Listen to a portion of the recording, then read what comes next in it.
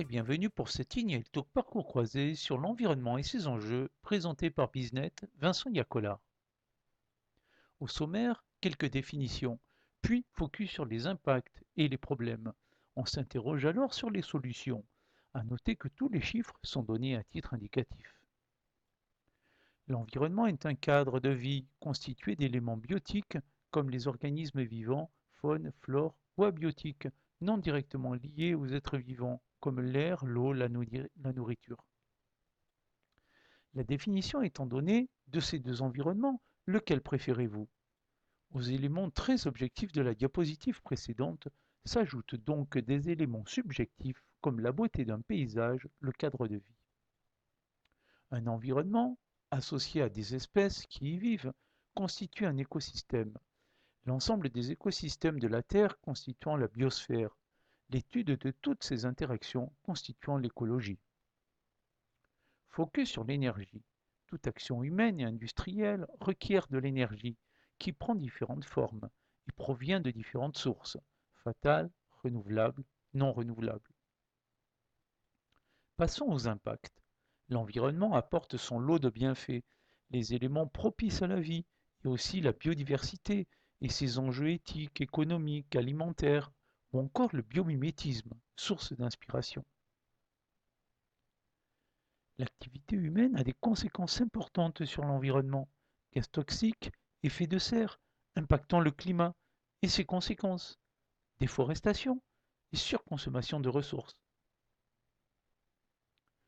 Focus sur les perturbations climatiques.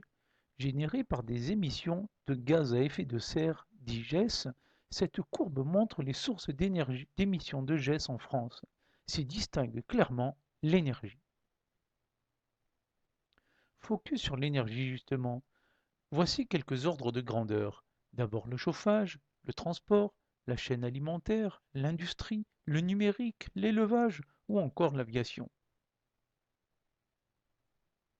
Focus électricité maintenant. Le classement équivalent CO2 par kilowattheure donne comme grand perdant la centrale à charbon et à pétrole, puis le photovoltaïque, le nucléaire et les bons élèves d'une renouvelable. Le focus alimentation nous réserve aussi quelques belles surprises, avec la catégorie fruits et légumes et céréales, puis épicerie, suivi de bœuf, heures, fromage, et enfin poisson-viande. Passons aux menaces.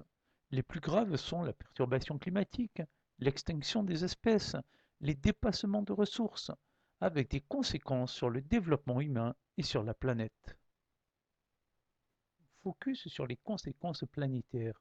Le déficit écologique global est réel, avec une biocapacité de 15,7 hectares par habitant et une empreinte écologique de 21,9, le déficit est sans appel. La biocapacité est la capacité à régénérer, le consommer et absorber les déchets. L'empreinte écologique correspond à la quantité de ressources nécessaires et ses impacts. La différence des deux constitue une réserve ou un déficit. Il y a sur Terre des humains et d'autres organismes vivants. Pour des raisons inconscientes, l'activité humaine entraîne la disparition des espèces, avec un gros impact sur l'homme.